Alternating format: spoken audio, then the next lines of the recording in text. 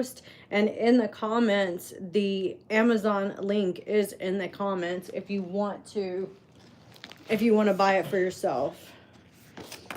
If you don't want to buy it for yourself, you can go to my YouTube, and chapters 1 through 6 were posted yesterday, and the rest is obviously going to be tonight. But it will be posted on my YouTube page, and you can go back and you can, you know, listen to it.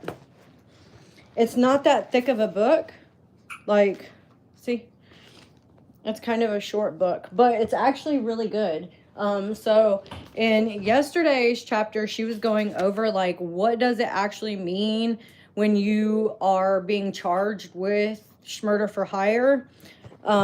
Because Gypsy could have definitely gotten charged with that and still can. Like, it's still a possibility that she could get charged with those charges specifically.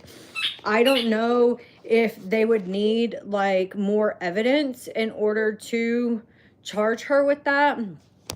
But from everything that we know about, you know, the crime and everything, it's definitely a possibility. And that's exactly what it looks like. It looks like, yes, new evidence. It looks like that's what it was. You know, she paid for him to cross state lines. She paid for the weapon. She paid for his bus ticket.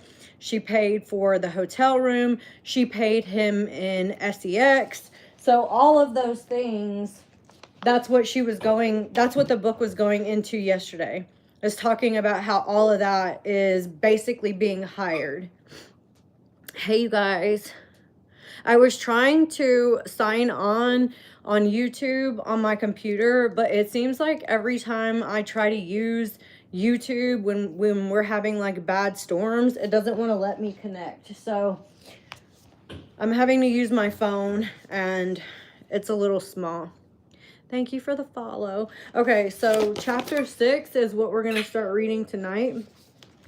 And this is the setup and how Nicholas Godejohn was framed. Hey, y'all. It's good to see you. Nicholas Godejohn is serving a life sentence without parole for the unaliving of Claudine Dee Blanchard, a crime he admittedly participated in. But the deeper you dig into the timeline, witness statements, and documented evidence, the more it appears that he may not have acted alone, and possibly not at all in the way that the authorities claim.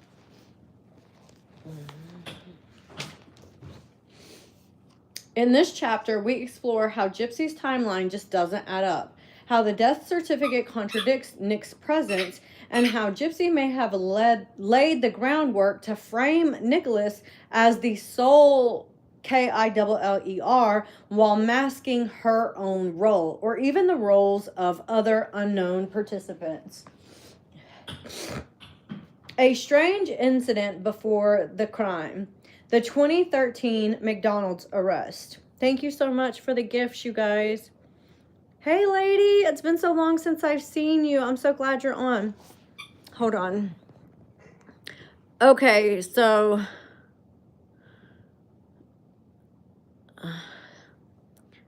give me just 1 second. I need to block this guy.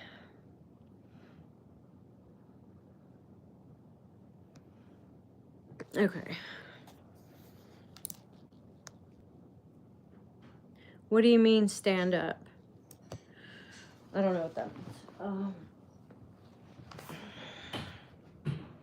means. The reason he was caught watching pornography on his laptop using the restaurant's public Wi-Fi. The incident was brief.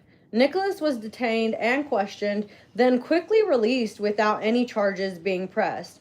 At that time, it seemed like a minor and strange offense, but when considered in light of later revelations, it raises disturbing questions. Thank you, Ireland. That's so cool. Who is Nick? The person who was charged with unaliving Dee Blanchard? No, you're not. According to FOIA-released investigative documents, authorities eventually found over 150 CORN videos that Gypsy herself had recorded and shared on her computer. Yeah, she does. She thinks it's over for her, but she has absolutely no clue. These were not isolated or one-time experiences. They were a part of a pattern. Videos included BDSM content, NUDE roleplay, and actual performances. And while many assumed that they were solely for Nicholas, the volume suggests otherwise. This prompts an uncomfortable but necessary question. Was Nicholas watching Gypsy's videos at McDonald's in 2013, months after they met online in October 2012? I never even considered that because I didn't know that she was sending him pictures and videos. But now that we know that she was sending pictures and videos of her doing, acts, you can definitely, surmise that it's possible that he was watching one of the videos that she actually sent him. If so, did Gypsy encourage or instruct him to do so? I always believed that she instructed and encouraged him to watch that while at McDonald's as a way to try to test his loyalty and allegiance to her, to see what he would do for her, knowing that it's wrong because you're out in public. I think that it was a test from her to him to say, how far will you go even though you know that this is wrong?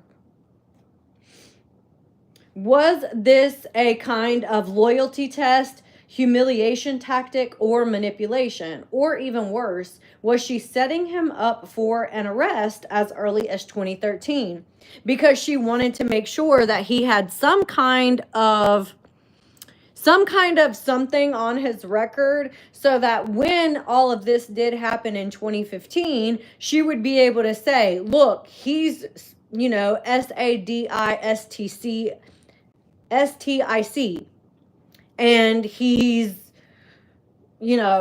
nasty and perverted and all these different things. So to me, it was like she was setting him up and trying to make it seem like he was worse than what he was, because before meeting Gypsy, he had absolutely nothing on his record, nothing.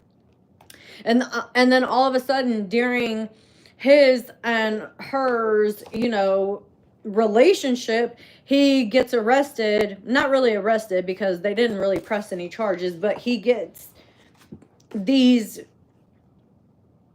weird charges in 2013.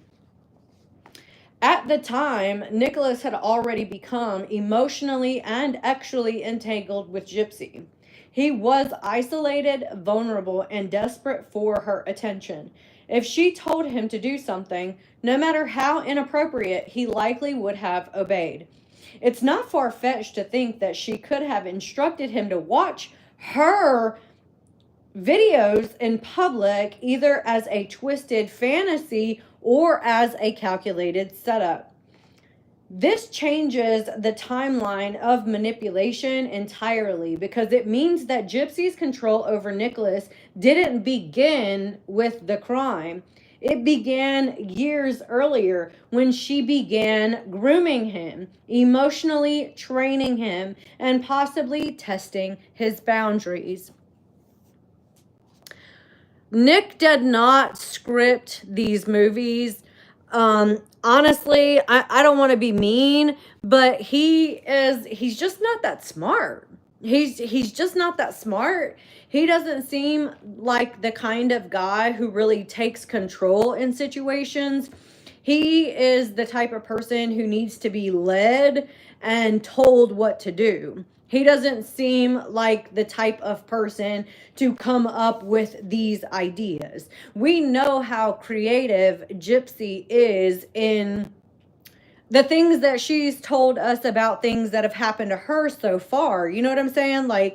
she's very creative, she's very imaginative, and she takes stories that she's heard other places and concocts different stories and all of those things as her own. So to me, it feels like Gypsy was the one who was strategically creating these videos in the same way that she does now. These videos that she puts out on TikTok and YouTube and all those things, she's clearly very, very skilled in understanding how to create online content for the viewer. Like she's very strategic in that manner.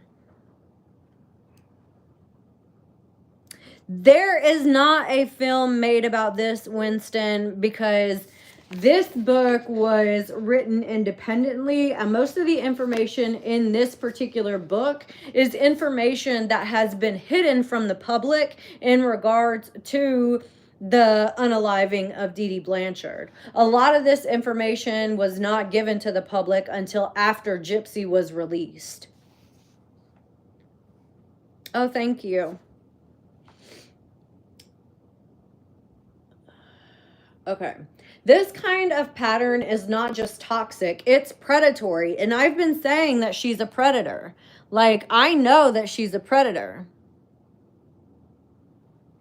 Yeah, I think so too, Joker. I mean, I hate to sound like that, but she is. Like, look at the videos that she just posted the last couple of days. She posted that one video where she clearly looks like she's in lingerie, acting like she is Rapunzel from Tangled. And then she posted another video either yesterday or today where she's again wearing lingerie, and her and Ken is under the covers watching TV, and she's in lingerie, like trying obviously to get his attention. And to me, I just don't feel like that kind of content is appropriate for TikTok. Like, that seems like a very intimate moment that you just shared on the internet for everyone to see. It's disgusting. It's predatory. Nobody needs to see anyone in their fucking lingerie in the bed with their partner. Like, that's predatory behavior. She was not only grooming Nicholas way back then, she's grooming her audience right now to think that this shit is appropriate. It's not appropriate. Like, it would not be appropriate for me to be in my pajamas with some dude sitting over here and I'm like, trying to flirt with him. That is completely inappropriate behavior. And the fact that she does not know that, it leads everyone to suspect that she does not have the maturity of of a person older than 13. Because I feel like even at 13 years old, 14 years old, you know what's appropriate and what's not. You know that watching your mom and dad kiss in front of your friends is not something that you would be happy about. And that's basically what that video was. It was trying to be like seductive. You know what I'm saying? It was like a seductive type of post. Very inappropriate. The DEATH certificate. I don't think that she knows it's inappropriate. I don't. She has continued to show us that she does not have the mental capacity of a person over the age of 13, 14 years old. I do not think that she understands that her behavior is inappropriate. I think that she is totally oblivious, and I'm going to have to disagree. I don't think. Yeah, I guess I can see that she knows, but then acts like she doesn't. I can see that. Because it really does seem like she acts totally clueless that her behavior is inappropriate. Yeah. I do agree that everything is very calculated with her. So it could be very calculating that she wants us to think that she doesn't know any better. However, when you go back to looking at her chromosome disorder, very well, it states the fact that Gypsy does not have, like, she's a little bit mentally handicapped. I don't want to say the R word. She's a little bit mentally handicapped. And I think that that comes out in some of her content and some of the things that she says and some of the things that she does.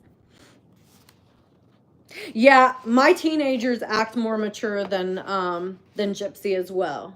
So the official Missouri certificate for Claudine Blanchard lists her date of death as June the 9th, 2015. I didn't know I was sheltered, all while she's making pornographic videos for her boyfriend. Because she was so sheltered that you know how to make explicit videos, XXX rated videos. Pleasuring yourself with a vibrating toothbrush, like, that doesn't seem very sheltered to me. But here's the problem. Nicholas Godejohn didn't arrive in Springfield, Missouri until June the 10th. According to bus records and travel details, Nicholas left Wisconsin on June the 9th and traveled overnight. He arrived in Missouri sometime on June 10th, not the day before. Therefore, if the DEATH occurred on June 9, he could not have committed the crime, at least not alone. She definitely has sociopathic tendencies. She has, so if you look up, like if you Google cluster B personality, she fits into the cluster B personality category. Like, she fits all of the behavior and personality things in cluster B. Go look it up. I don't know if she knows about this book, JK. I don't know, because I only got it a few days ago. I do think that she, she stalks some of our pages every now and again. So it's likely that she has seen it or at least heard of it.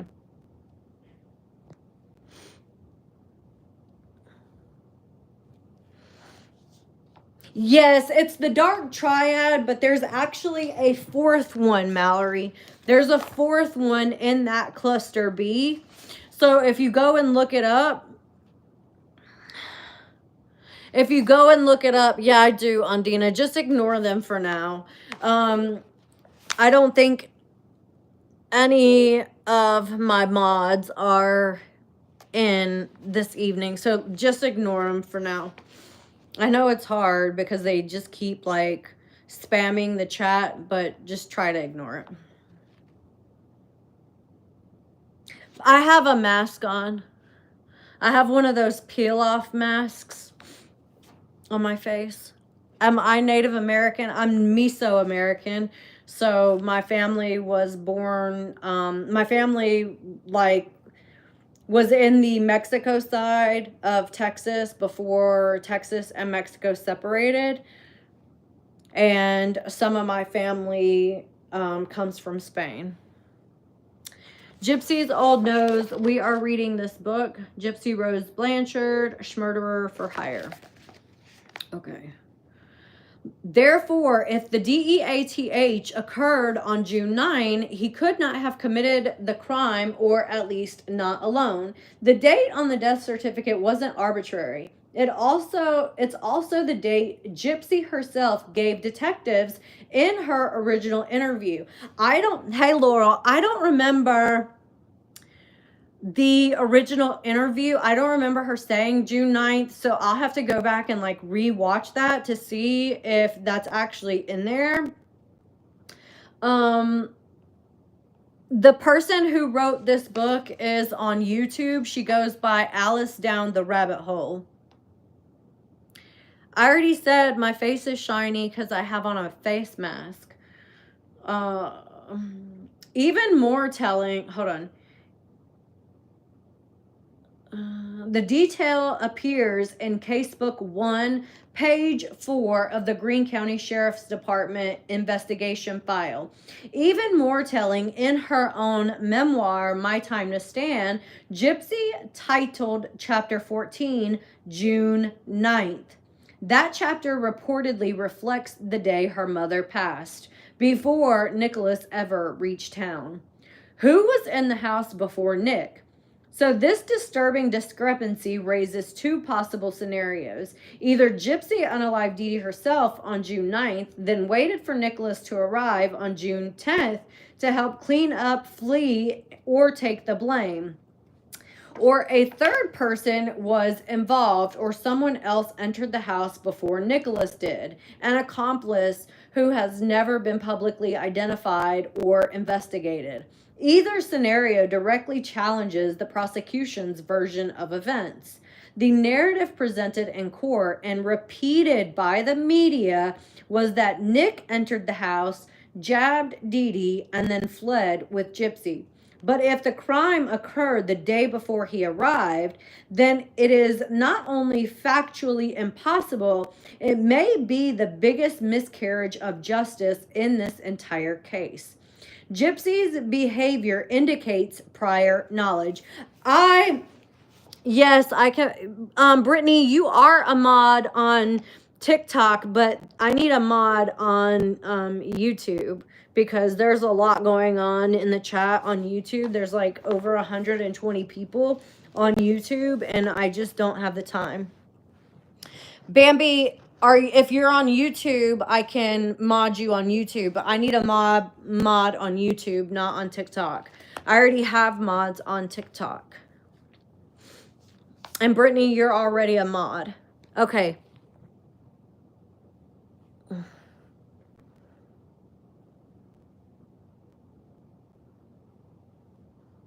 Okay, Koi, I just modded you. And Andina, I'm going to go ahead and mod you too. I think we should be okay with 2. All right, hold on. Mallory, I'll add you as well. Give me just 1 second, guys. Let me go ahead and add a couple of mods on YouTube because the comments are getting kind of out of control. Okay, so I added 3 mods on YouTube. And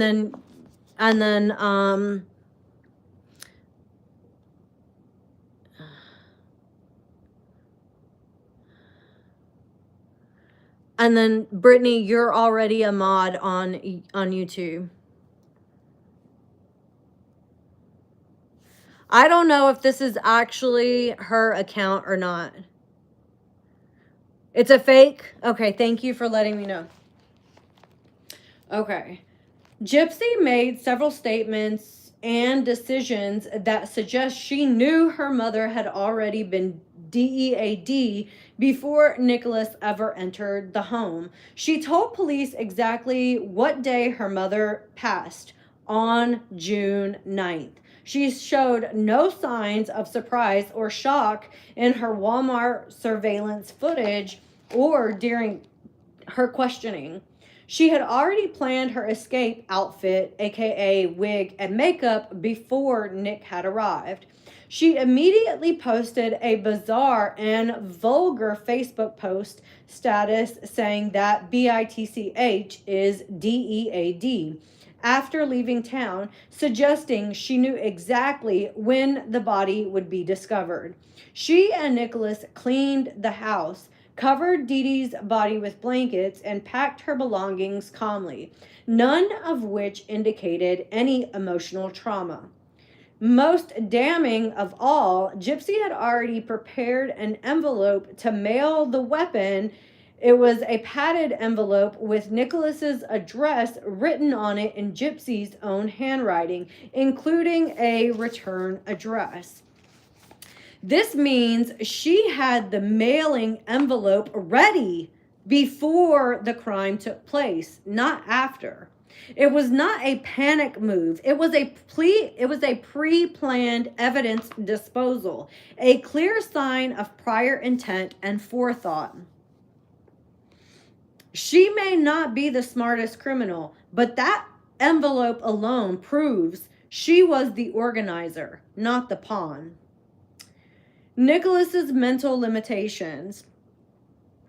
Nicholas Godejohn is not a criminal mastermind. In fact, he is on the autism spectrum and has been evaluated with cognitive and social limitations. He had no criminal history before this case. His communications with Gypsy show a very socially awkward, emotionally fragile man who was in love and obsessed with the idea of being her protector, which, if you notice, every single person that she has in her immediate circle is desperate to protect her. Like, they all just feel this very overwhelming sense of, I need to protect Gypsy for whatever reason.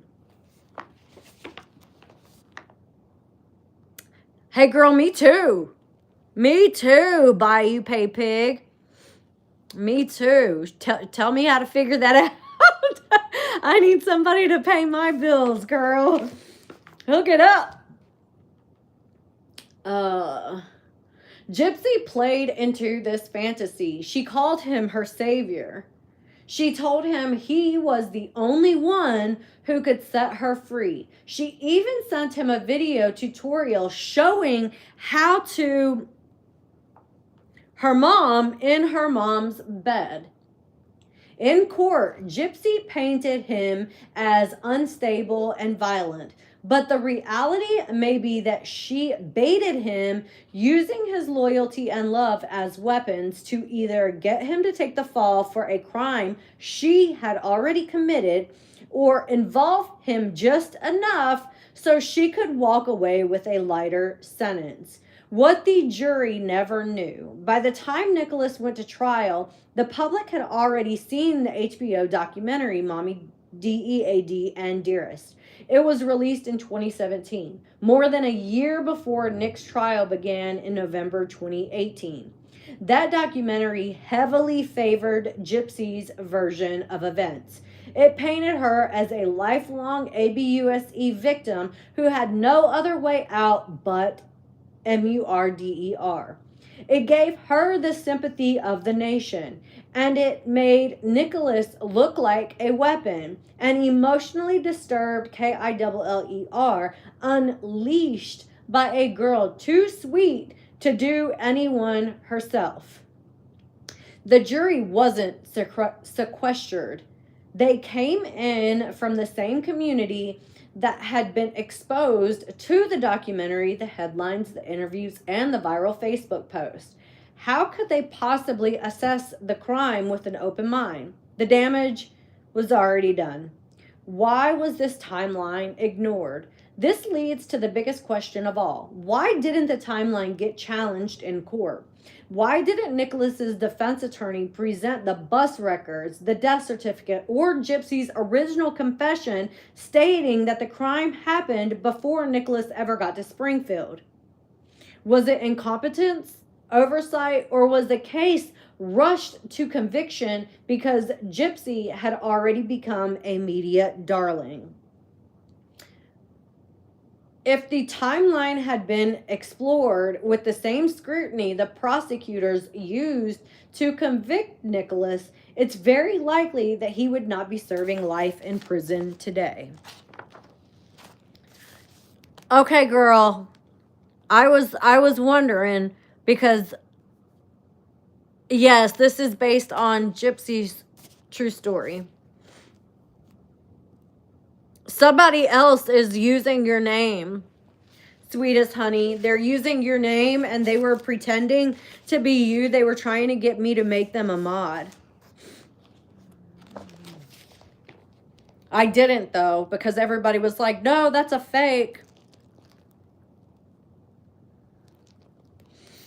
The Fall Guy. Nicholas Godejohn didn't KILLDD Blanchard on his own. And with the overwhelming evidence pointing to a death or before his arrival, it's increasingly possible that he didn't unalive her at all, or at least not in the way that we've been told. He was manipulated, groomed, and ultimately discarded. Gypsy created a persona for him. She drew him into her fantasy. Then, once the deed was done, she handed him over to law enforcement and watched him get locked away and began her public redemption arc, complete with sympathy interviews, staged reunions, and media deals. She walked free after just 8 years. Nicholas will never be free again. In this next chapter, we'll examine the evidence that authorities overlooked or ignored, including digital trails, instructional videos, prior attempts at murder, and the lies that went unchecked. Was justice ever really going to be served? Thank you so much, you guys. You're doing an awesome job modding for me on YouTube. I so appreciate you. Those comments were getting really out of control. Chapter 7, who else was involved? The murder of Claudine Dee Blanchard is officially recorded as a crime committed by just 2 people, Gypsy Rose Blanchard and Nicholas Godejohn. But what if the story didn't end there? A growing number of people, researchers, legal analysts, and observers believe that more individuals may have had knowledge of, participated in, or at minimum enabled the event leading to Dee Dee's death. The official narrative leaves too many gaps, and statements made by Nicholas Godejohn himself hint in the web of involvement may have stretched beyond what the public was told. This chapter asks the uncomfortable question, who else knew? And who else was there? Y'all, so somebody reached out. I haven't said this out loud to anybody. Somebody reached out to me the other day and was trying to tell me that they lived in Springfield, Missouri, and that before all of this happened, that Gypsy was taking the bus to the flea market and selling herself at the flea market to old men at the flea market. I don't know how true that is, but this person lives in Springfield and seems to know a lot about the case. And I have been waiting days for him to respond to some of my questions. I believe it too. I do. I believe it. I believe it. I want to ask more questions before I absolutely say, for certain that it's true. But I absolutely would believe that she would do something like that. For real. 5 people knew Gypsy could walk. During his recorded police interrogation, Nicholas Godejohn made a chilling, unexplained claim. There are 5 people that knew Gypsy could walk. He didn't stutter. He didn't speculate. He said it definitively. But how could Nicholas have known that? He had only been in Springfield for a couple of days. He only saw Gypsy in person for the second time during this trip. The first time was when they met at the movie theater and had sex in the men's bathroom. She was in the wheelchair then, and he went back home after the movie was over. The only other people Nicholas saw then was Dee Dee and whoever worked at the movie theater that day. This was March 2015. The implication is clear. Either Gypsy told him or he witnessed people recognizing her while she was walking freely, well after years of claiming she was wheelchair bound. If that's the case, then the official story of Gypsy as a victim collapses even further. So that's what this gentleman was telling me. He was saying that everybody in Springfield knew that Gypsy could walk.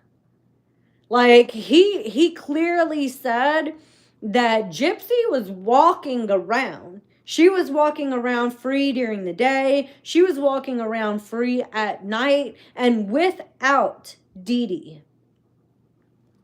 Yeah, there's a lot of people that say that they've seen her walking around.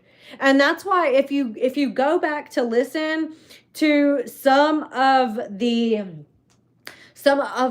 calls that she made, even her aunt, I can't remember, it was Claudia or whichever, even Claudia was like, I don't know why everybody's making a big deal about the fact that you can walk. Like, she didn't know and understand that they were conning people to believe that Gypsy needed to be in this wheelchair in order to get the things that they got.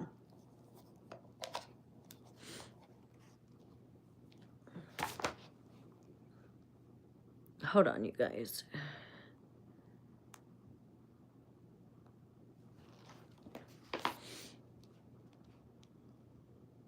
Where was I at? Okay.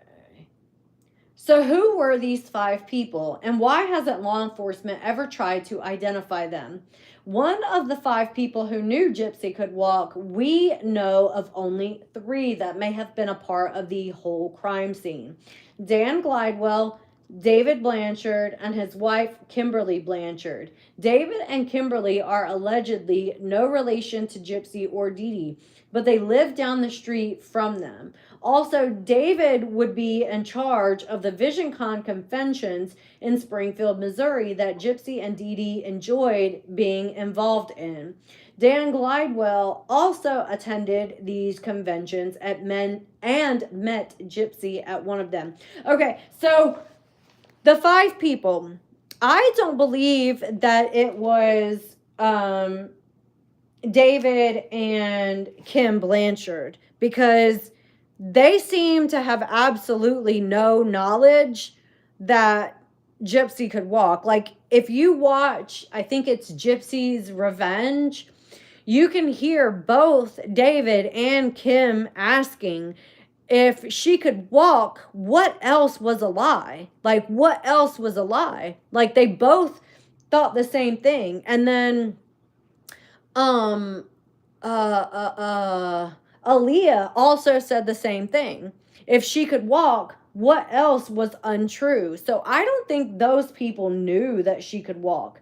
I think that maybe these 5 people were close relatives to Dee Dee and Gypsy. Obviously, Dee Dee knew, Gypsy knew, Nicholas knew, and maybe that Nona lady, maybe she knew, and Dan Glidewell. But I think, yeah, David was in the military, I'm pretty sure. Aaliyah's had a really hard time with all of this. I couldn't imagine, like, thinking that this person was my friend, but just committed this horrible crime. Like, she thought that they were friends, like they were sisters. You've talked to her? Oh my gosh. That's so cool. I bet she had a lot to say. Waffle House, Walmart, the post office, and then the Greyhound station. After Dee Dee's unaliving, Gypsy and Nicholas didn't hide. In fact, they were out in public, broad daylight and completely exposed. They ate at Waffle House, where Gypsy was seen walking normally and ordering food. They went to Walmart, where surveillance footage captured Gypsy walking up and down the aisles with no sign of disability. They visited the U.S. Post Office, where Gypsy mailed the weapon, a knife, to Nicholas's home in Wisconsin using a padded envelope she had pre-prepared in advance in her own handwriting. I didn't know that the envelope was pre-prepared. I didn't know that. I thought that was something that they just kind of decided to do. Because remember, she was saying, oh, well, I don't know if you can bring a KNIFE on the bus. But when you go back and look at Gypsy's internet records, she actually searched it up. It was in her Google searches. Can you bring a knife on the bus? There were a lot of searches that indicate the level of planning that she had actually done.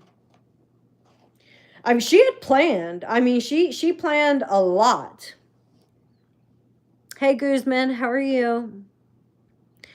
I don't know if David was. You think so? You think it was David that taught her BDSM? I don't think so. Hey, Katie. This is the new book, Gypsy Rose, Murder for Hire.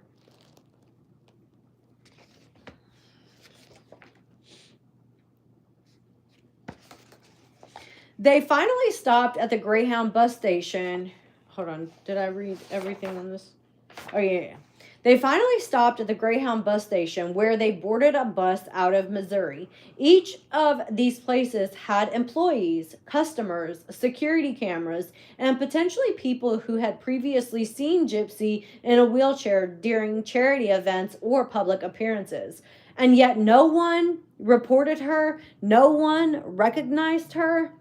Or if they did, they just didn't say anything. Gypsy later told investigators that she had refused to go into the Days Inn hotel lobby because she didn't want to be recognized. But that raises a glaring question. Why didn't she care about being recognized at Waffle House, Walmart, the post office, or the Greyhound bus station? Yeah. Why didn't she care about being recognized at those places but didn't want to be recognized at the hotel? That seems very curious because most of the time when you go to hotels, unless you've been at that hotel multiple times, they're not going to know who the fuck you are. Like, they're just not going to know. Yeah, I think that that's a good suggestion. Hey, girl.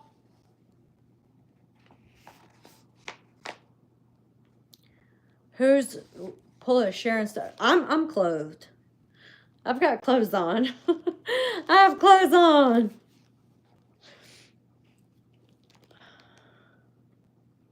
They were all high traffic public areas, and if Gypsy was so afraid of being recognized, she wouldn't have gone into any of those places at all.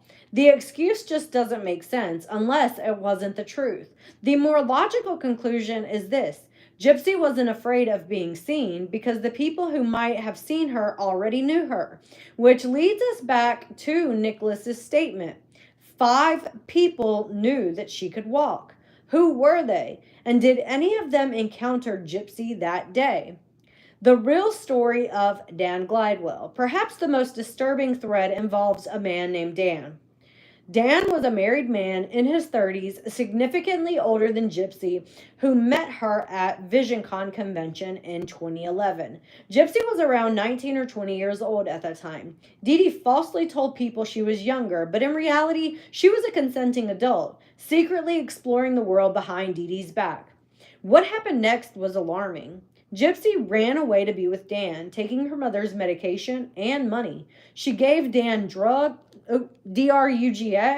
and sex by her own admission. She sent him CORN photos, NUDE selfies, and BDSM-themed content, all before she ever met Nicholas Godejohn. Dan Glidewell testified at Nicholas's trial, confirming this dark history. His testimony revealed that Gypsy was not actually inexperienced or socially isolated before Nicholas. In fact, she had had a prior pattern of grooming, actual content creation, and emotionally intense connections with older men. Dee Dee did everything she could to keep Gypsy away from Dan Glidewell, not because she was controlling, but because Dan was a married man who was much older, involved in drugs, and clearly manipulating Gypsy.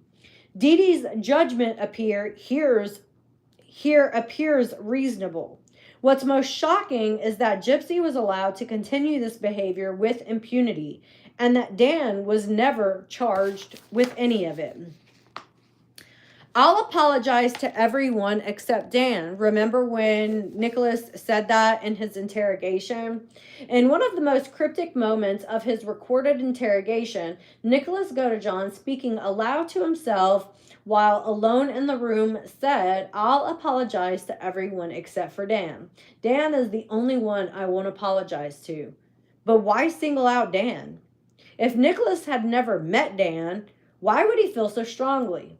The implication is that Nicholas either encountered Dan while in Springfield or was told something about Dan that filled him with anger, suspicion, or betrayal. This isn't a throwaway line. It's an emotional boundary that Nicholas set for a specific individual. It suggests that Dan Glidewell was not just a ghost from Gypsy's past, but may have still been involved physically or emotionally in the events surrounding the crime. Was there tension between Nicholas and Dan? Did Nicholas blame Dan for something? Did he believe Dan had influenced Gypsy, encouraged her, or possibly even assisted in planning Dee Dee's demise? We don't know, and we should. Dee Dee's contradictory statement about Nicholas. Supporters of Gypsy have long claimed that Dee Dee tried to keep her away from Nicholas Godejohn, but this is not entirely true. In a UK magazine interview published before her death, Dee Dee was paraphrased as saying, "Gypsy is 19 now, and she's dating Nicholas Godejohn from Wisconsin. They're so in love, and I'm so happy for them." At that point in time, Gypsy's actual age was 22 or 23. Another lie from Dee Dee. This suggests that Dee Dee accepted Nicholas, or at least wasn't trying to break them apart. This directly contradicts the defense narrative that Gypsy was being denied her romantic freedom. In fact, the only man Dee Dee truly ever opposed was Dan Glidewell.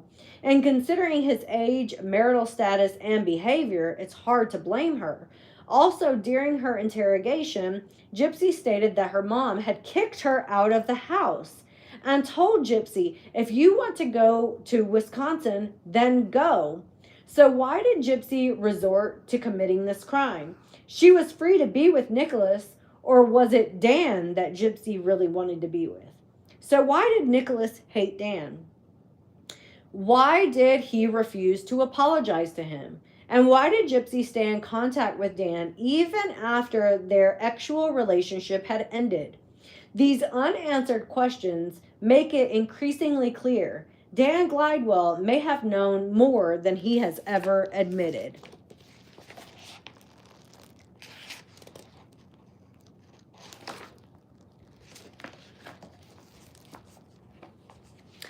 I don't know about a man in the raincoat. I never heard about that. Were the 5 people witnesses or accomplices? Nicholas' statement about the 5 people who knew Gypsy could walk and his cryptic line about Dan should have been red flags to any investigator. But these weren't abstract statements. These were clues. Clues that point to unreported witness who saw Gypsy walk and said nothing, past actual partners like Dan Glidewell who had knowledge of her physical abilities. Suspicious actors. David and Kimberly Blanchard, whose emotional responses to the crime actually were curiously muted. David would call himself Charles at times with the police and other times David. That in itself tells us he had something to hide. David also says he climbed into the kitchen window to see if Dee Dee or Gypsy were in the house, but all evidence shows that no one climbed through the window. There were too many items on the windowsill, and the sink was full just below it. Nothing had been knocked over. And besides this, David was a big man at that time and would have had a hard time climbing into the window. However, somehow David got in. It's suspected he had a key to the side door. He later gave 3 different versions of the same story of him going into their house and what he saw. One time, the electricity wasn't working, and yet the air conditioner was on full blast and the closet light was on. Another story, he didn't look into Dee Dee's room because the door was shut and he felt no need to go in there. Then he said there was either no door on Dee Dee's room or the door was open, but he didn't see her in there. He only mentioned seeing 3 different wheelchairs. So what was he hiding? Also, why was he so anxious to go in the house? Was it so that he would explain if they found his fingerprints on anything later? There's possibly other unknown figures who either helped with, knew about, or facilitated the MURDER behind the scenes. Hold on, I need to stop these live request host things. She'll end up going back to jail. It won't take long. It really won't.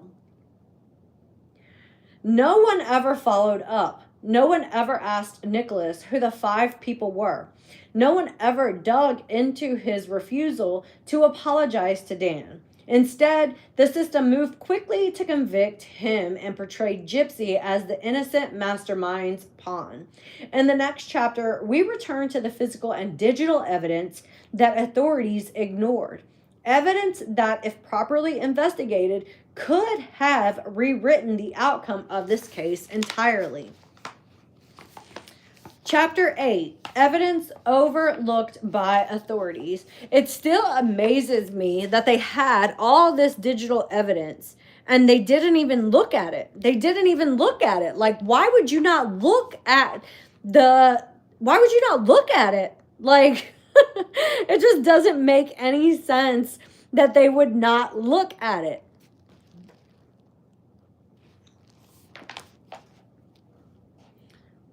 The narrative crafted by the media, repeated in documentaries, and reinforced through Gypsy Rose Blanchard's own interviews is riddled with inconsistencies.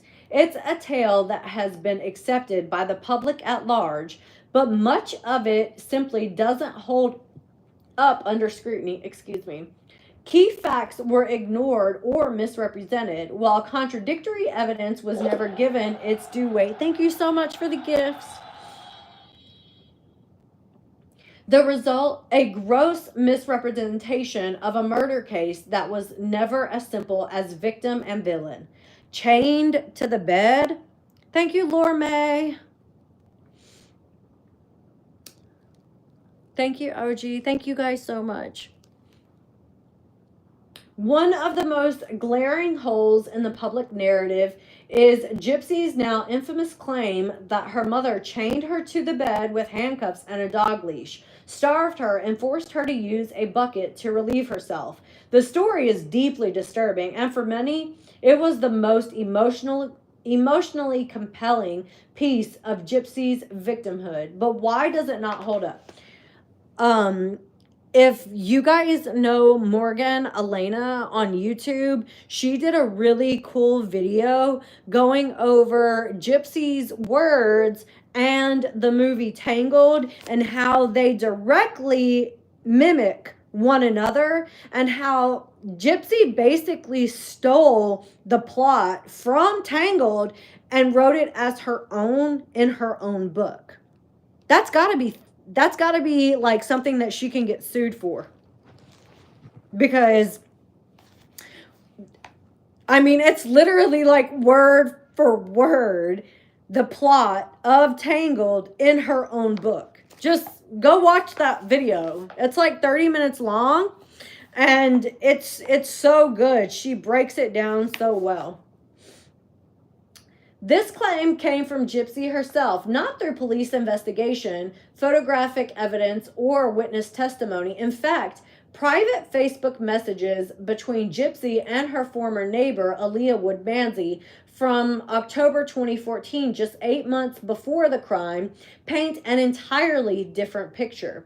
Gypsy contacted Aaliyah through a secret profile so that her mother wouldn't know. In their conversation, Aaliyah asked how she was doing. Gypsy mentioned being rebaptized after the 2011 incident. her attempted runaway with Dan Glidewell, saying she wanted to be saved after her acting out. But notably, Gypsy never mentioned being chained to a bed, starved, or ABUSED. She didn't express fear of her mother or desperation to escape. Instead, she spoke of upcoming plans with her mother, including another trip to Disney World in January 2015. Would a young woman suffering such horrific ABUSE really gloss over it when speaking privately to a friend that she trusted? Would she not have used the opportunity to ask for help? And this is when Gypsy will claim, oh, I didn't entrust anybody. I didn't think that I could tell anybody. That's bullshit, because there are things that she was talking to Aaliyah about that she could have definitely confided in Aaliyah as it pertains to any ABUSE that was going on. But she wants everybody to believe that she just felt so isolated, so controlled, so alone that she felt like she could not talk to anybody about it, which we know is just not true.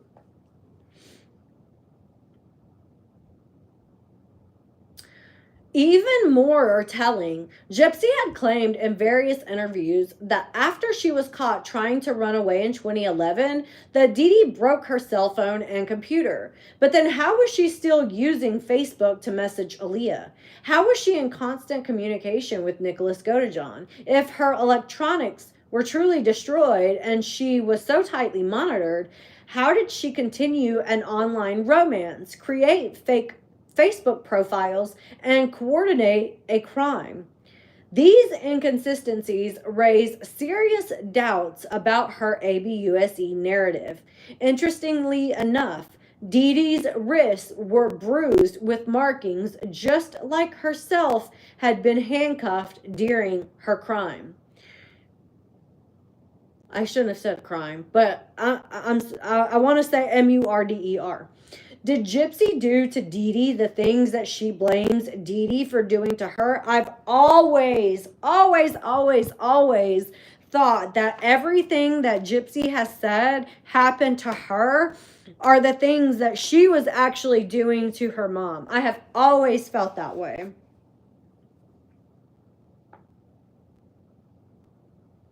Media wrote its own story. The media also ignored key facts about her actions before, during, and after the crime.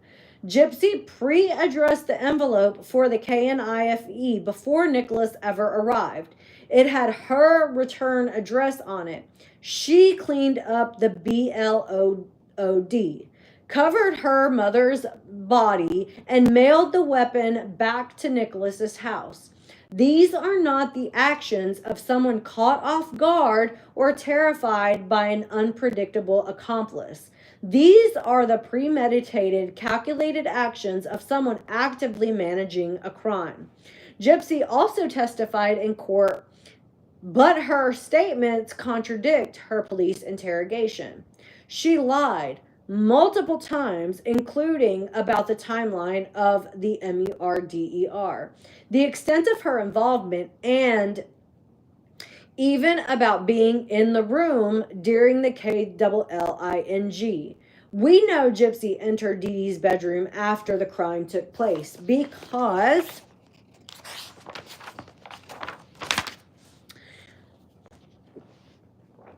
because Gypsy placed blankets on her mother's body, placed dryer sheets and baby powder under her mother's body, placed the Barney doll in her mother's room from her own bedroom. Thank you, Onward. Gypsy said she cleaned up the BLOD on the floor in front of her mother's bed. Gypsy said she stole money from her mother's safe, which was in Dee Dee's own bedroom.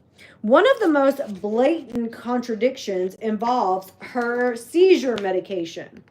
Gypsy publicly claimed that the seizure meds her mother gave her were completely unnecessary and caused her teeth to fall out. Yet during her interrogation by police, she explicitly said she needed the seizure medication. On a recorded phone call with her father from jail, she again said she was glad she was able to access her medication. If the medications were harmful and unnecessary, why did she seek them out after her arrest? Her shifting narrative suggests she tailors the story depending on what image of victimhood she is trying to portray. Even her baby-like voice, often described as a lingering result of childhood trauma, raises questions. Many who have interacted with her directly have observed that Gypsy uses the voice strategically as a manipulative tool to gain sympathy and influence those around her. It isn't a permanent feature of her speech, but something she employs selectively when she wants to appear more vulnerable or childlike. The timeline also fails to support Gypsy's version of events. Nicholas Godejohn entered the Blanchard home on the early morning hours of June the 10th. Yet Gypsy herself told authorities, as documented in the casebook for Greene County Sheriff's Department, that her mother passed on June 9th. Further reinforcing this, chapter 14 of her own book, My Time to Stand, is titled June 9th, strongly suggesting that she believes or that she knows her mother was already DEAD before Nicholas ever arrived. Even more chilling, Gypsy's maternal grandmother, Emma Petrie, also passed on June 9th under suspicious circumstances. The reoccurrence of that date raises serious questions about the real timeline and who may have been responsible for Dee Dee's passing. Medical records. Another overlooked detail involves the family move to Missouri in the wake of Hurricane Katrina in 2005. Angel Flight transported Dee Dee and Gypsy to Missouri from Louisiana because Gypsy's medical records documented a long list of severe illness. At the time, Gypsy was 14 years old, but upon arriving in Missouri, Dee Dee claimed that all Gypsy's medical records had been lost in the hurricane. And if those records were good enough for a medical transport charity to approve a flight based on their contents, why claim they were lost once arriving in Springfield? That's a very, very good question. If she had absolutely no medical records, how was she approved to get this charity flight from Springfield? Sorry, I got trash in my pocket. From Louisiana to Springfield. Getting a little cold. I need to get my blanket, but I'm sitting on it, so we'll just do without.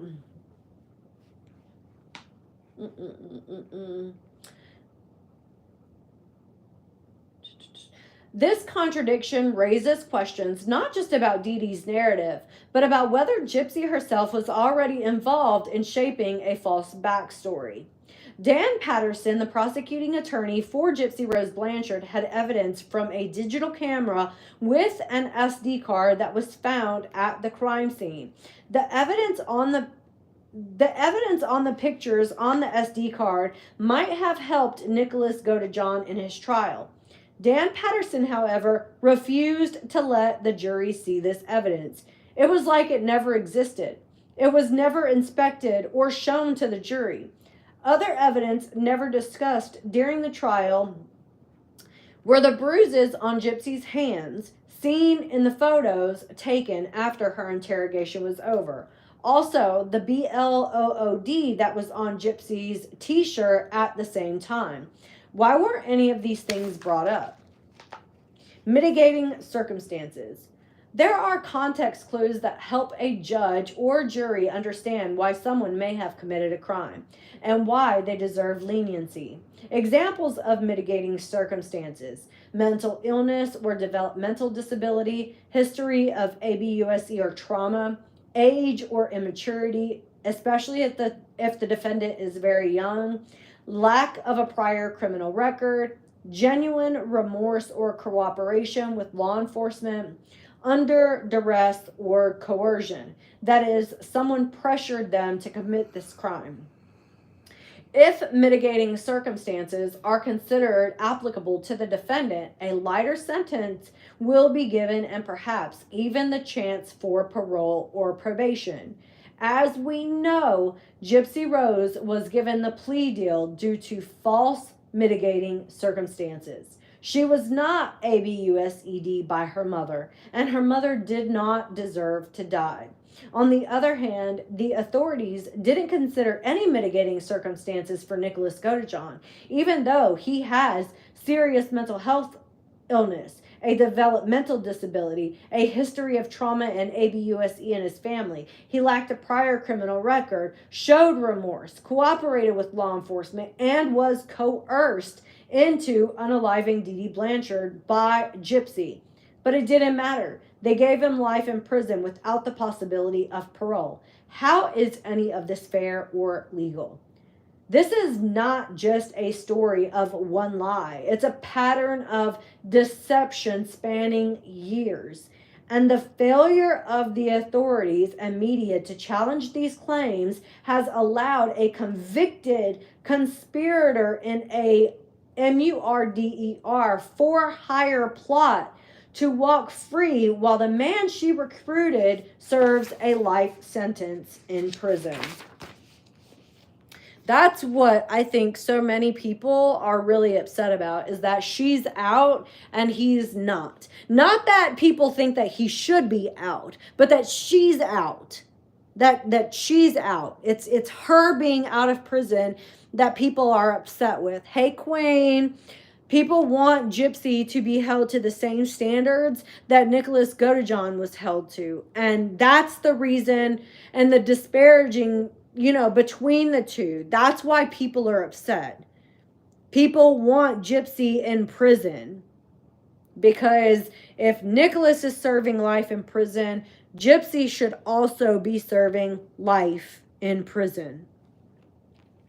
Because she was the one who had more to gain from her mother being unalived. Like, that's just the truth. Like, she had more to gain. He didn't. He didn't even know Dee Dee like that. Like, he didn't really have anything to gain. The forgotten victims.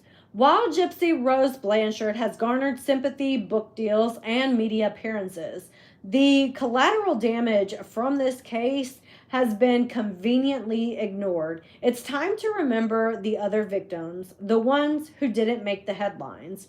Claudine Dee Dee Blanchard. Yes, I'm certain you think this victim is obvious, but the whole narrative has been twisted so much to make Dee Dee the monster and Gypsy the victim. Has everyone forgotten this 48-year-old woman was butchered to death with a knife or knives by a calculated criminal? Did she do anything to deserve this? I don't believe she did. Stephanie Goldammer. Nicholas Godejohn's mother reportedly took her own life by DURG overdose after her son was sentenced to life in prison. Hold on, I need to...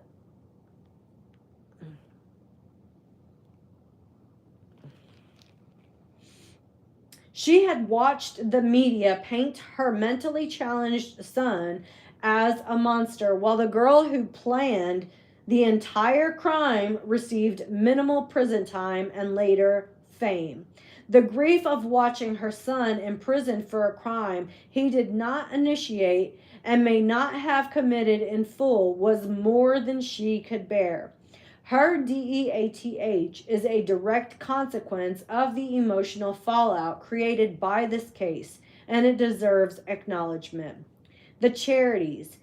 Then there are the victims of the fraud, the donors, the doctors, the volunteers, and organizations who gave selflessly to help what they believed was a dying child.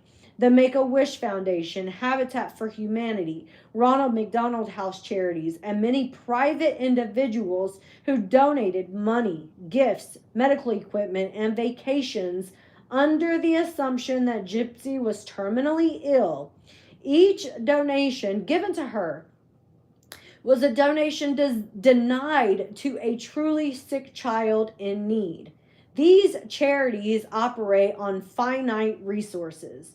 The generosity directed towards Gypsy meant another child didn't get their wish granted or their housing needs met. The doctors, medical professionals who spent countless hours trying to diagnose her symptoms, were manipulated with selective information, withheld records, and exaggerated complaints. The doctors weren't all deceived by Dee Dee alone. Many of them accepted Gypsy's word as well, especially as she aged and spoke for herself. No malpractice suits were ever filed against these doctors, despite Gypsy's later claims that everything was fake. That silence speaks volumes. Thank you, Queen. What was I going to say about the doctors? Oh, so in her medical records, you know how Gypsy has always said on all these different interviews that everything in the records says the mother reports, the mother reports, the mother reports. They fail to mention that a lot of the mother reports was before Gypsy was old enough to report for herself. You know what I'm saying? Like, of course, if you're taking a 12-year-old child into the doctor's office, you're going to be speaking for that child. I mean, that's just common fucking sense. But as your child gets older, like my daughter's 17 now, I don't even have to go in the room with her because she knows how to talk to the doctor herself. She's telling the doctor what the fuck is wrong, not me. And that's exactly what was happening with Gypsy as well. She was reporting to the doctors what was going on. Thank you so much, Queen.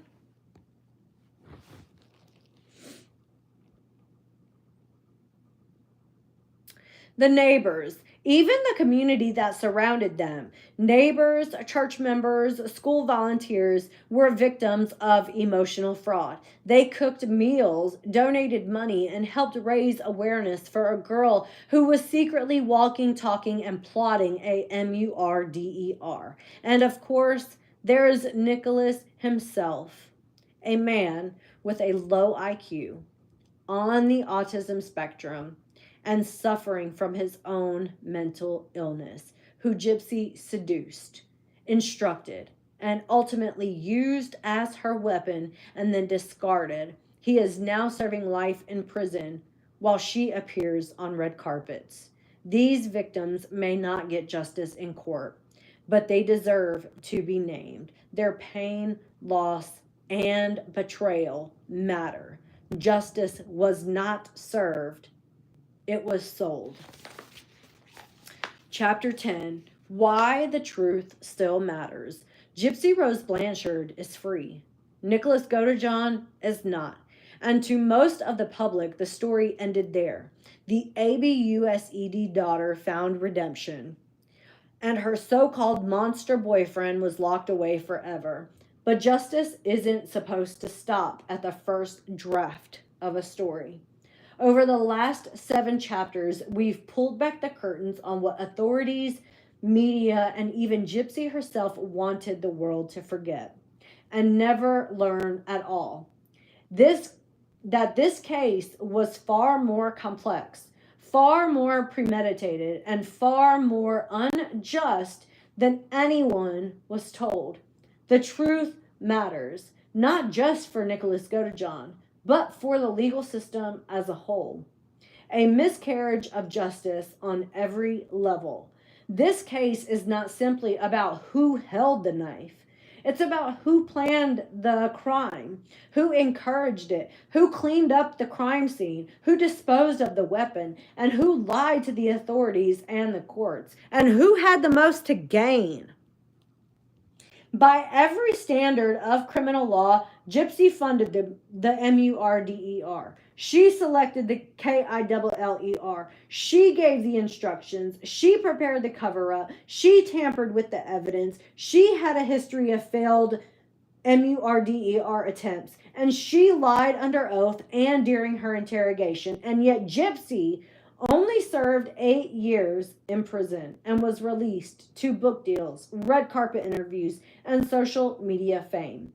While Nicholas, who has documented cognitive limitations, no prior record, and may have arrived after the crime occurred, is serving a life sentence without parole. This is not justice. It's a media-driven myth-making. Another life lost. The death of Nicholas Godejohn's mother. The murder of Dee Dee Blanchard is the only DEATH the public sees in this case, but it wasn't the only one. As stated in the previous chapter, after Nicholas Godejohn was convicted and sentenced to life in prison with no possibility of parole, his mother reportedly died of a DRUG overdose.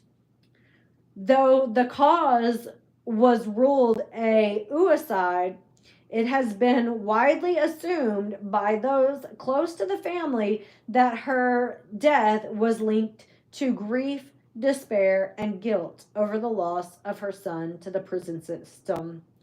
Nicholas's mother had been his primary support system and had long voiced concerns about his mental disabilities, his inability to fully grasp social boundaries, and his desperate need for affection and connection. She reportedly never believed her son was solely responsible for the crime. She could never accept that he would spend the rest of his life behind bars. Whether the OD was intentional or not, the result is the same. Another life ended, another mother lost. And this time, the blood isn't on Nicholas's hands. It's on Gypsy's. Her manipulation of Nicholas did not just destroy Dee Dee's life. It destroyed Nicholas's and in turn cost his mother her will to live. That is the unspoken cost of this crime. A second victim erased from the headlines and forgotten by the justice system. Why the DOJ can still act. A key legal point the public needs to understand is that Gypsy Rose can still be federally prosecuted under 18 U.S. Code 1958, MURDER for hire, and related federal statutes such as obstruction of justice, which is her lying under oath, tampering with the evidence like mailing the knife, attempted MURDER for the BB gun and the jabbing attack, conspiracy to commit MURDER with prior planning and digital communications. Why is this still possible? Because she was never charged federally. Her conviction was in a Missouri state court for second degree. Under the dual sovereignty doctrine, the federal government is not bound by state convictions and can pursue separate charges if a different crime or jurisdiction is involved. And in Gypsy's case, there clearly is. She used interstate communications, text, Facebook messages, and video instructions sent to Nicholas in Wisconsin through the internet. She purchased bus tickets and funded travel that crossed state lines. She mailed the murder weapon through the U.S. Postal Service. She committed perjury and obstructed justice in a court that was influenced by federal guidelines and media reach. There is no statute of limitations for MURDER for hire resulting in death. This case is still open for federal review. Nicholas Godejohn deserves a new trial. And at the very least, Nicholas deserves a new trial with all the facts presented, including the death certificate showing Dee Dee died on the 9th, evidence that Nicholas didn't arrive in Missouri until June 10th, Gypsy's multiple prior attempts to unalive her own mother, the envelope she prepared for mailing the knife before the crime, the video showing Gypsy instructing Nicholas how to unalive Dee Dee, the digital camera with the SD card, which could have evidence in Nicholas's favor, the blood on Gypsy's t-shirt and bruises on Gypsy's hands, which were seemingly ignored by authorities, the 5 people who knew Gypsy could walk, Nicholas's cryptic refusal to apologize to Dan Glidewell, the overwhelming media bias created by Mommy D&D before his trial even began. No jury ever had the full picture. No defense attorney ever put the timeline on trial. And no prosecutor ever held Gypsy accountable for the role that she played as the mastermind. The cultural consequences of letting this go.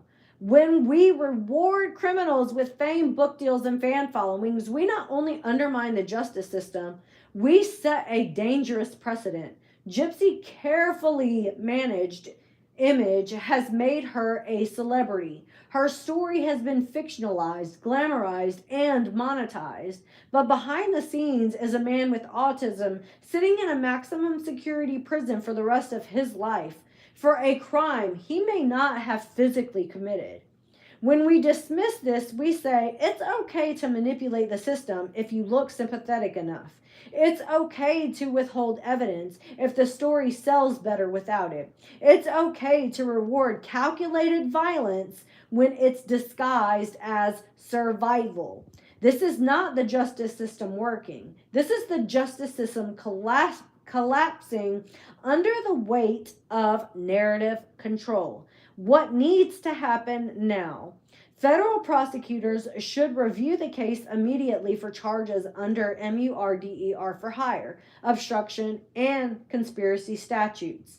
Nicholas Godejohn should be granted a new trial where all of the evidence, especially the timeline, is presented.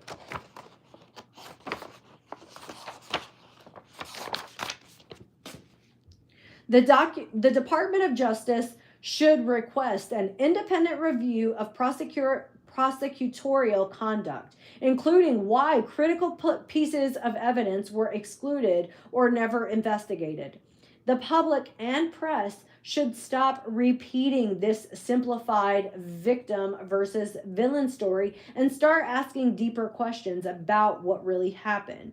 Because this was never just MURDER. It was a story, a product, a spin job, and it worked until now. Conclusion. The truth didn't DIE with Dee Dee Blanchard. It was buried under headlines, half-truths, and media myths. But truth doesn't stay buried forever. It waits for someone to dig. And Gypsy Rose Blanchard did not just survive a toxic home. She orchestrated a MURDER. She lied about it, and she walked free from it. And now the rest of the story is finally being told. And justice, true justice, still has a chance to catch up. Take action. If you believe justice was not fully served in this case, if you believe that Gypsy Rose Blanchard should be held federally accountable for MURDER for hire, obstruction of justice, and conspiracy, you can help. Please sign the petition urging the U.S. Department of Justice to review the case under federal law. Change.org/arrest Gypsy Rose. Together, we can demand the full truth be recognized and that no one is above the law, not even those who profit from their crimes. I think that that's a very, very good idea.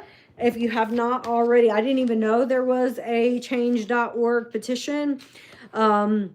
I will put it in the comments so that if you want to go to this link and sign, I think that that's a great option for us to start making some real noise. I kind of figured that the reason why this book was, she's already got almost 2,500 signatures. That's a really good start.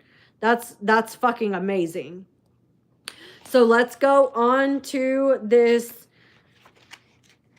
change.org petition. Let's get our name signed and let's demand that there be charges pressed against her so that real justice can finally be served. I will put the link to the change.org petition in the comments or in the description. Either way, I'll put it in there. Mimi, if you want to send me a DM, I'll go ahead and send you the link to the book. Or if you go to my main homepage, if you go to my main homepage, this picture is in like a picture post, and I put the link for the book in the comments. So you can go to this post on my page and just go to the comments, and it should be one of the first ones that pop up. Yeah, you can send me a DM. Perfect. Thank you, Alice. I know it's been really frustrating watching her get out of prison and just not be held accountable for anything. So it's time that she be held accountable for the things that she has done. And we all know, we've all seen that she has gotten away with everything that she's done. Yes, she spent 8 years in prison. 8 years for murder. Like, are you serious? There's people in prison for longer terms for drugs. And she got 8 years. It just does not seem like justice has been served for her. And it feels like, oh my gosh, look at the puppy. And it feels like we need to do something to make sure that she is going to be held accountable. But we can't do it one person alone. We all have to come together as a group, as society, to decide that we're not going to continue to allow her to get away with these crimes that she has committed and the crimes that she continues to commit and the crimes that she is, trying to commit. Like all of these things that she's doing to groom, teenagers and things like that. Like that is disgusting behavior. And we need to get her off the internet and out of our society. She's a terrible person who doesn't care about anything but herself. And the OME TV, yeah, that was weird. That was weird. And then she tried to lie and say that she wasn't talking to teenagers, but there's teenagers who literally was like doing like this in the same thing with Gypsy. So she was absolutely talking to teenagers. And those girls look 12 and 13. That's how young they look. And that's the crowd that she appeals to, because she's looking for people that are vulnerable, that don't have a lot of life experience, that don't understand, how dangerous this world is, and people who believe her stupid sob story. But we're all smarter than she is, and we can all make a really big difference if we work together. She does. She has a very sick mind. I was telling everyone earlier that the last couple of videos that she's posted on her page, she's in lingerie. Like, why are you posting videos of you in lingerie? Especially in lingerie in the bed with your partner in the bed as well. I don't care if it's supposed to be some cute little TikTok trend. It's inappropriate. It's inappropriate for you to be photographing or videoing yourself and posting it online wearing lingerie. Like, that's just inappropriate. She's so desperate for attention, and she thinks that she's sexy. No, I didn't hear the lyrics to the song. I can go back and watch it in a minute. All of my devices are being used right now. Yeah, she's never appropriate. She really never is. And I was saying earlier that I don't know if she knows how to be, but people were saying that they think that she knows how to be, but that she acts willfully ignorant to just set herself as younger, like to portray herself like she doesn't know any better, you know, to act naive. And I can definitely see that because we all know that she's trash. Oh, I'm not talking about Sabrina Carpenter. Yeah, people have to stop seeing her that she's a child. She's fucking in her mid-30s. For real. She's not a little girl. She's a grown-ass woman. But it's so weird how people look at her like she's a teen mom, right? Like it's weird.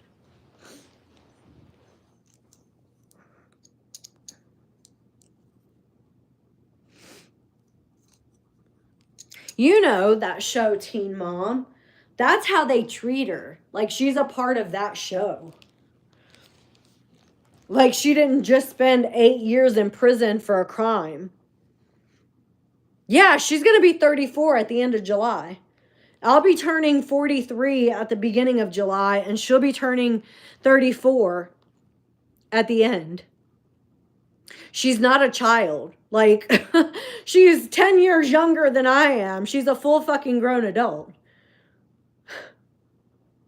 I'm almost 43. She's 9 years younger than me. She's a middle-aged woman, just like I am. It's crazy.